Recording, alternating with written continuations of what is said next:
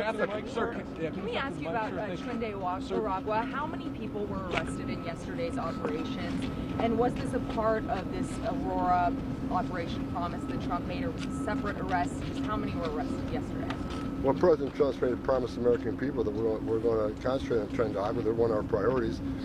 As far as yesterday, operational security, the operation was leaked. And again, we're going to hold those people accountable once we find out what those leaks occurred. This isn't a game. When the operations get leaked like that, it puts our officers at great risk. It's already a dangerous job. We know TDA is dangerous. Everybody can agree to that. But when they get a heads up we're coming, it's only a matter of time before our officers are ambushed. And their job's dangerous enough. So we're going to address this very seriously. And look, I said from day one, we want to be transparent with the American people. We've invited numerous media outlets along. But right now, it's all about OPSEC, operational security. So we may have to stop the media ride-alongs because I'm not pointing the finger at them, but the less people that know about these operations, the safer it is for our agents. So we're looking at that right now. I'm talking to Colonel Levitt about the next steps on that. Sir, why was Chicago singled out in the lawsuit today against sanctuary cities? Look, sanctuary cities are sanctuary for criminals. I'm glad we got Pam Bondi running the DOJ now. Sanctuary cities are sanctuary for criminals. Make that clear. No, they want the sanctuary officials say, well, we want victims and witnesses of immigration crime to be free to come to the police and without fear of us working with ICE. That is such crap. Because the victims and witnesses of crime don't want the public safety threat released in their communities. That's just ridiculous. The victims and witnesses of that crime want that bad guy locked up too. And when they're done, then give them to us. That keeps the community safer. If anybody wants an immigrant community, ask them a simple question: would you rather have ICE operating in the jail or the community? They're going to say they want us in the jail because these immigrant communities, many are here illegally, but they also are family people too. They don't want a predator in their neighborhood released back in the community. So we're going to hold sanctuary cities accountable. We're going to take them on it, and we'll take them to court. Again, it's everybody, every elected mayor, every elected governor, every elected city councilman. You would think they would want their community saved too, and they would want public safety threats removed from their community. That's your number one responsibility, is protection communities. Work with us. Let us in the jail to arrest and talk to the guy that you locked in a jail cell. You obviously locked him in a jail cell because he's a public safety threat. Let us talk to him. When you're done, give him to us. You don't have to hold him a minute. I've seen some sheriffs say, well, we're not going to hold him for ICE. We think it's a legal issue. You don't have to hold them a minute past what you know. Just let us know when you release them. Let us be there. Let law enforcement work with law enforcement. Do you want Catholic Relief Services says it's facing drastic internal cuts. It's asking President Trump to please keep the foreign aid going. Talking about Catholic Relief Services. What do you say, sir? I got no comment on that. That's not. I'm a border guy. Do you want local police? Do you want local police to make arrests at traffic stops? ICE is doing enough? I want local police to do what they can to assist arresting and removing public safety threats from the communities. Are you concerned about capacity? There's reports that some migrants are being released because ICE beds are over capacity, and I'm not worried. There are many ways to increase the capacity. That's what we're working on today. Are some detainees being released? I was made aware of that this morning, and I'll address that today. But I've been told that some were released because of some health concerns that we could not handle within ICE detention. So I have a meeting with ICE leadership today to find out exactly who was released and why. But the President made it clear we're ending catch and release. 6% were released according to the press secretary yesterday. Does that go against the President's promise? I'm going to find out. Again, I just got back in town today. I've heard about this morning, so I'll address that today. I'll have to get back to you on that. Can you tell to increase capacity? How many, and what does that process look like? Look, we've had a migrant processing center at Gitmo for decades, so we're increasing our footprint there. It makes sense.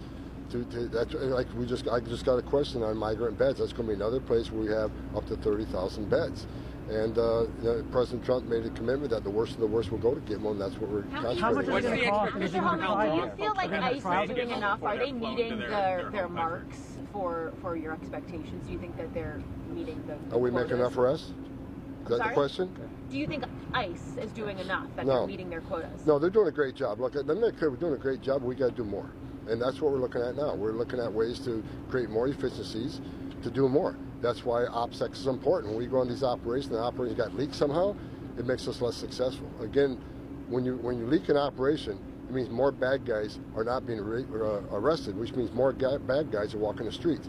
So as we address that, you're going to see the arrests increase. As the aperture opens up beyond the criminals, you're going to see more arrests. I made it clear: if you're in the country legally, you're not off the table. ICE hasn't posted arrest. ICE hasn't posted arrest number in several days. Is that because arrests are down? I just want to. No, I think the arrest numbers. I looked at it. I just talked about it this morning. I think the arrests are right around over 11,000 so far since day one on the interior, 11,000. But the most important thing, if you look at the border numbers, I mean, yesterday at 24 hours, it was less than 500 border arrests. And it wasn't too long ago, we had 11,000 arrests a day under the Biden administration. We got less than 500. I've done this since 1984. Those numbers are historic. So the president's already had this border secured at a high rate, and we're going to continue until we secure the border 100%. This administration under President Trump will finally have operational control of our southern border. Are you saying How the long leak will came from the detainees be press, or do staying you have at any theories of where the leak originated from ahead of this operation? That's being investigated now. Mr. Homan, How what long exactly will is migrants be What's gonna staying happen there, at and Guantanamo? what's the How long will process? they stay there? We're going to follow the same legal process we follow here, except they'll be bedded down at Gitmo rather than being bedded down in the United States. The same legal process, the same requirements to see a judge, the same requirements they can make a claim. So it's just a matter of where they're located. But it's a place that we can build upon, that we can send the worst of the worst to sit in that Gitmo. And it makes perfect sense to me what we're doing. Sir, visas for foreign-born Catholic priests who work legally in U.S. parishes and Catholic social services. Where does that stand right now? I do not know how to get back to you on that. Texas Governor Abbott has offered thousands of prison cells in Texas to house detainees. Do you plan to take them up on that offer, and also the 1,400 acres that they had offered for a detention center? Look, I met with hundreds of sheriffs. We're looking at, the contracts with sheriffs for their beds, which come at a reduced cost. The most expensive beds we have, the one the U.S. government owns. So we're looking at sheriffs across the country, and Governor Abbott made an offer yesterday. So we'll be looking at that. All cards on the table. We're looking for as many beds as we can get. We just got to hope Congress gives the funding to buy as many beds we need. And I know they're talking about that today. So hopefully we'll get a budget. We can increase the bed capacity. When do you think the deportation flights in Guatemala and El Salvador start after Rubio's agreement? 10,000 Mexican National Guard at the border. Do you have any idea what their mission is going to look like? It's the same as the first Trump administration. They're going to help us secure the border. I mean, President Trump has made it clear Mexico has to help.